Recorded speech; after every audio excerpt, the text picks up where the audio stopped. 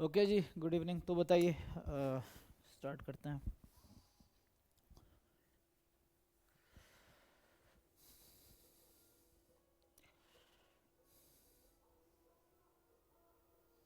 हाँ भाई सौरभ, आपके डाउट्स है ना, क्या है इसमें पूछना? जी सर। हम्म क्या डाउट है बताओ। दूसरे वाला तो आसान लग रहा है, दूसरे वाले में क्या डाउट है?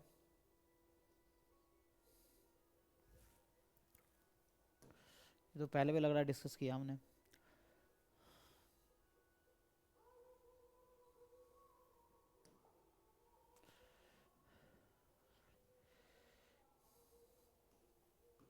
ये कह रहा है जेड नॉर्मल 0 1 है, और आई जो है आपका वो इंडिकेटर वेरिएबल है ना, 1 0। तो नहीं सर, जेट तो हमारा यूनिफॉर्म 01 है। ओ यूनिफॉर्म 0 1 है ना, तो ये यूनिफॉर्म 0 1 है। और ये आपका 1 0 है ना। 1 कब है? जब less than equal to e की पावर -x है, और 0 अदरवाइज ये है। तो क्या दिक्कत है इसमें? x गिवन i कह रहा है, तो मुझे बताओ कौन सा गिवन i x। एक तो इसमें x क्या है भाई? x with random variable having exponential distance mean 1। अच्छा, इंडिपेंडेंट ऑफ z x भी है इसमें। तो x आपका एक्सपोनेंशियल 1 है ना?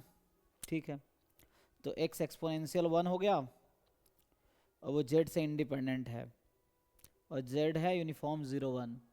तो ये दोनों इंडिपेंडेंट है, ठीक। ये दोनों इंडिपेंडेंट हो गया। आई आपका 1 0 है।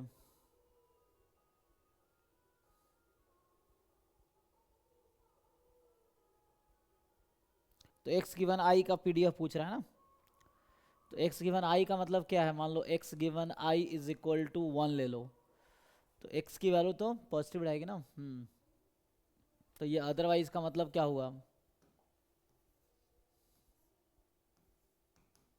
यही है अदरवाइज का मतलब। तो ये क्या होगा बताओ, अगर मैं x गिवन आई बराबर 1 लेता हूँ, so what does it mean? तो इसका आपको पीडीएफ चाहिए है ना। तो ऐसा कुछ लिख रखा है, इसका पीडीएफ निकालना है।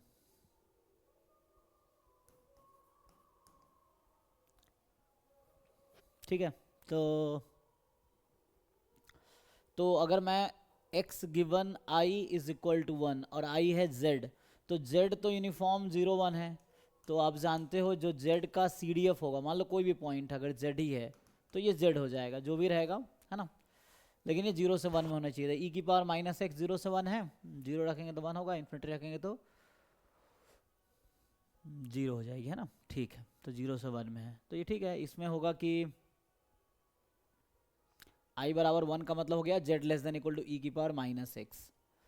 तो यहाँ आएगा P D F this into Z less than equal to e की पावर -x, और x है 0 से इन्फिनिटी। ये निकालते हैं क्या आएगी। ई की पावर -x भी यूनिफॉर्म 01 होगा मतलब। हाँ हाँ, ई की पावर ई की माइनस पावर एक्स -x भी। राइट, है ना। क्योंकि वो सी डी एफ और 1 माइनस सर्वाइवल हो जाएगा ना। सर तो यहाँ पर I2 एक रैंडम वेरिएबल की तरह ट्रीट हो रहा है ना। हाँ जी, आई रैंडम बर्नौली है काइंड। अगर आई को लिखोगे तो आई क्या जी होगा? सर। आई 1 कब होगा? सो जैसे यहाँ से पूछा जाएगा प्रोबेबिलिटी आई बराबर 1, तो ये हो जाएगा, probability z less than equal to e की पावर -x, ये हो जाएगा। और z यूनिफॉर्म 0 1 है ना, तो i गिवन x करना पड़ेगा। तो i गिवन x लेंगे ना, जैसे आप मान लो x कुछ गिवन ले लिया, तो ये e की पावर -x ही प्रोबेबिलिटी आ जाएगी। i गिवन x करना पड़ेगा ना, क्योंकि x यहाँ वो है, वेरिएबल है दोनों, या डबल इंटीग्रेशन जाना पड़ेगा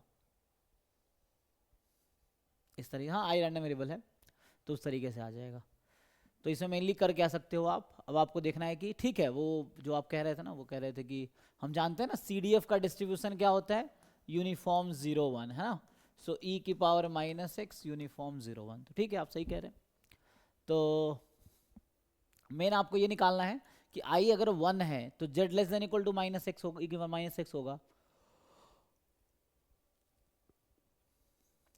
और 1/2 आएगा ना सर, कैसे? इंडिपेंडेंट होना है ना सर, तो सिमेट्री क्या है?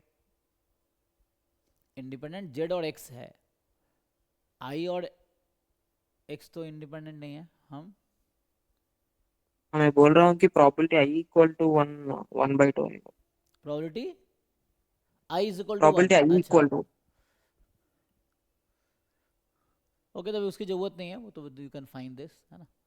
सो दे आर इंडिपेंडेंट, उसके अकॉर्डिंग आप ब्रेक कर पाओगे। मैंने यहाँ पे क्या होगा, x गिवन i बराबर 1 क्या होगा, when i is 1 what will be the PDF of x।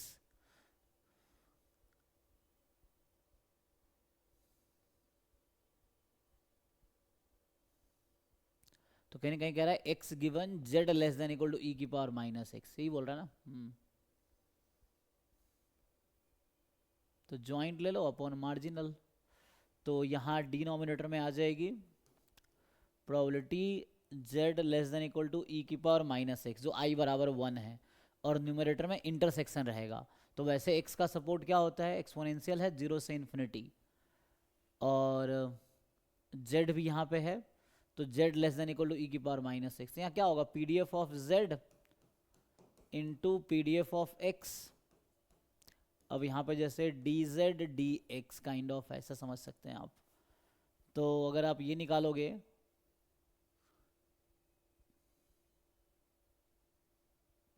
तो हमें z के रेस्पेक्ट में इंटीग्रेट करना ना ओनली, बाकी तो एज इट इज रहेगा। सो z के रेस्पेक्ट में इंटीग्रेट करोगे तो क्या आएगी,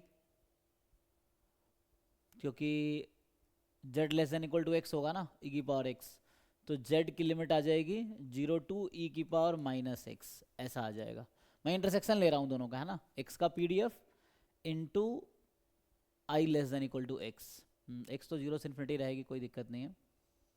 तो ये निकालो कितना आएगा भाई, और पीडीएफ ऑफ z तो 1 रहेगा, तो ये बस ऐसा हो जाएगा काइंड ऑफ, समझो ये पहले भी करा रखा है मैंने ये। सो ये e एफ एक्स तो था एक्सपोनेंशियल 1 e की पावर माइनस एक्स, और ये बता रहे थे ना हाफ आएगा, तो उसको सिंप्लीफाई करके ला सकते हो। और ये पीडीएफ तो ये बाहर हो जाएगा, समझो ये 1 है, 1 का इंटीग्रेशन, तो ये भी e की पावर माइनस एक्स, और ये 1/2 है, तो ये 2 e की पावर माइनस 2x हो गया। तो इससे ये प्रूव हो गया कि x given i is equal to 1 has distribution exponential with rate 2, मतलब मीन 1/2 है ना, ये रेट 2 है।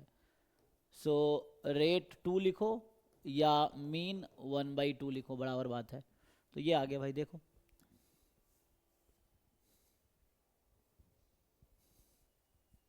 इंटरसेक्शन लेना है। इंटरसेक्शन में क्या है, आई मान लो probability of E given F है, तो क्या करते हो, ई इंटू एफ, तो एक्स का पीडीएफ इंटू आई बराबर 1 का मतलब Z less than equal to e की पावर माइनस एक्स, मतलब उसकी प्रोबेबिलिटी है ना, तो वैसा है। और यहाँ Z less than equal to की पावर माइनस एक्स है। सो जैसे ये, तो इसको अगर लिखता हूँ मैं डिटेल में जैसे इन्होंने कहा, सो ये ऐसा होगा PDF of X, so e की power minus X, PDF of Z 1, D Z D X, Z की लिमिट 0 टू ई की power minus X, N X is 0 to infinity. तो ये करोगे तो हाफ आएगी, आएगी जी, चेक करो। सो पहले जेड को इंटीग्रेट कर लो, ये तो कांस्टेंट बाहर आ जाएगा, तो एक बार -2x, तो ये वापस हाफ आ जाएगा। देख लो, वैसा है, एंड देन दैट्स ऑल। ऐसी बाकी पार्ट करो, अब बताओ। तो रेट 2 मीन 1/2 है ना, हम लिखते हैं ना एक्सपोनेंशियल 2, तो रेट 2 मीन 1/2 वाला।